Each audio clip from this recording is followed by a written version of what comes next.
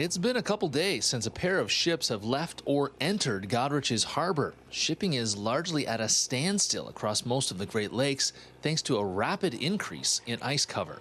This cold snap that we're enduring here in southwestern Ontario now has really got things jammed up with regards to commercial shipping throughout the Great Lakes. Today, about a quarter or 25% of the Great Lakes are covered in ice, but just 4 days ago, that number was 10%.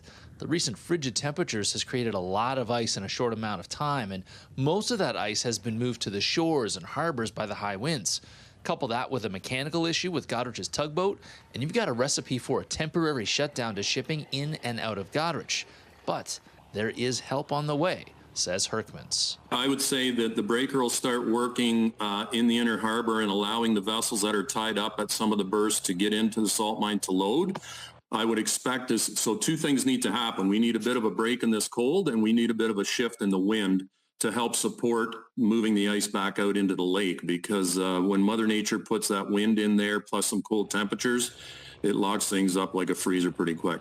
It's been a little while since ice has been a problem in Goderich's harbor. Some mild winters have meant that Great Lakes shipping has largely continued uninterrupted for the past several winters. Winter shipping on the Great Lakes historically does run into ice issues around this time of year, but a steady drop in ice cover over recent years, from 90% coverage in 2014 to as little as 4% last year, makes this cold snap seem outside of the recent trend.